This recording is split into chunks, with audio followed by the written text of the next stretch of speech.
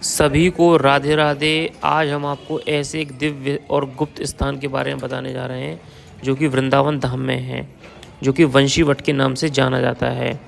और हम आपको ये स्थान इसलिए भी दिखा रहे हैं क्योंकि यहाँ का जो स्थान का जो महत्व है वो शिव जी से भी जुड़ा हुआ है। यह वह स्थान है जहाँ भगवान श्री कृष्ण गोपीनाथ ने गोपी के भगवान के रूप में शरद पूर्णिमा और पूर्णिमा की रात के शुभ दिन पर महारास नृत्य लीला की थी। बंसी का अर्थ है बांसुरी और बट का अर्थ है बरगद का वृक्ष। श्री कृष्ण भगवान अपनी बांसुरी बरगद के वृक्ष के नीचे बजा रहे हैं, इसी वट के नाम से जाना जाता है। और दिव्य बांसुरी सुनने पर गोपी भावात्मक रूप से असहाय हो जाती हैं और बंसी वट की तरफ दौड़कर आती हैं। यहाँ श्री कृष्ण भगवान नित्य प्रतिदिन बांसुरी बजाते हैं। श्री कृष्ण ने गोपियों के लिए कई रूपों का धारण किया। यह वंशीवट की लीला 5500 वर्ष पुरानी है। भगवान शिव भी इसी स्थान पर महारास के दौरान एक गोपी के रूप में आए और इसलिए श्री कृष्ण ने उन्हें गोपेश्वर महादेव का नाम दिया। और यह भी उल्लेख किया गया है कि वृंदावन की तरह कोई जगह नहीं है, नंदगांव जैसा कोई गांव नहीं है और बंसीवट की तरह कोई बरगद का वृक्ष नहीं है और राधा कृष्ण की तरह कोई नाम नहीं है। श्री कृष्ण के लिए गोपी का इतना गहरा प्रेम था कि उन्होंने श्री कृष्ण की इच्छा के लिए अपने बच्चे, पतियों और घरों को छोड़ दिया था। रासलीला के दौरान श्री कृष्ण ने गोपियों को वियोग में दिया और उनसे अलक्षित हो गए। गोपियों ने श्री कृष्ण की खोज शुरू कर दी और जब कृष्ण से अलग होने की उनकी तीव्र भावना पागलपन में चरम बिंदु पर पहुंचने लगी तो श्री कृष्ण भगवान ने उनके सामने अपने शुद्ध प्यार से प्रभावित होकर आ गए थे। यह एक बड़ा बट का वृक्ष है और जैसा कि आप देख रहे हैं इस वीडियो के माध्यम से, जहां श्री राधा गोपीनाथ दिखाई दे रहे हैं जो अब जयपुर में हैं।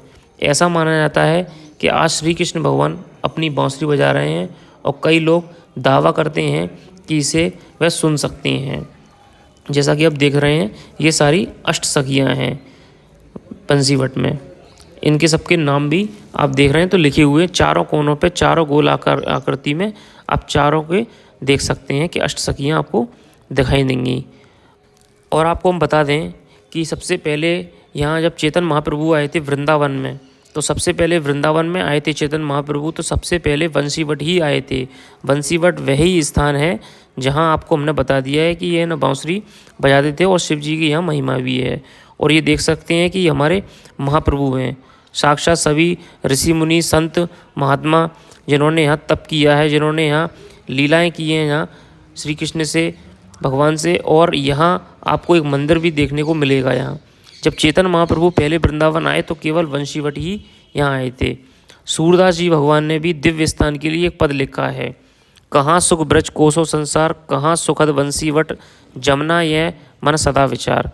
जिसका अर्थ है वंशीवट वृंदावन और यमुना जी के किनारे को छोड़कर दुनिया में कहीं भी कोई सुख नहीं है। तो आप दर्शन कर पा रहे हैं उस दिव्य स्थान के वंशीवट के, जहां आपको आज लेकर आए हैं। सामने आपको दीवार पर एक दृश्य देखने के लिए मिलेगा और पास में हनुमान जी की एक मूर्ति मिलेगी आपको देखने के लिए। और साथ में ये महाराज की जो लीला है वो आपको दिखाई देगी। आपको महाराज की लीला पूरी दीवार पे बनी हुई है, जैसा कि आप देख सकते हैं इस वीडियो के माध्यम से आप। तो महाराज की लीला जब हुई थी तो उस समय श्री कृष्ण भगवान और सब गोपियों के संग में जब रासलीला उत्पन्न हो रही थी, तब शिव भगवान भी इसी स्थान पर गोपी वेश धारण करके आए थे, जहाँ पर उन्हें गोपी वेश धारण करते हुए उनकी गोपियों ने जब पकड़ लिया था तो उन्हें गोपेश्वर महादेव का नाम श्री कृष्ण भगवान ने ही दिया था अपन। और दर्शन कर पा रहे हैं आज ये भी देखिए कि सुखदेव जी दंडवत प्रणाम कर रहे हैं, जैसा कि आप देख सकते हैं दंडवत प्रणाम कर रहे हैं सुखदेव जी वेद व्यास जी को, यहाँ बैठे हुए हैं। अगर आप भी इस स्थान पर आना चाहते हैं तो वृंदावन के परिक्रमा मार्ग से ये रास्ता होकर जाता है अंदर की तरफ। आप यहाँ आ सकते हैं और इस दिव्य स्थान के आप दर्शन कर सकते हैं।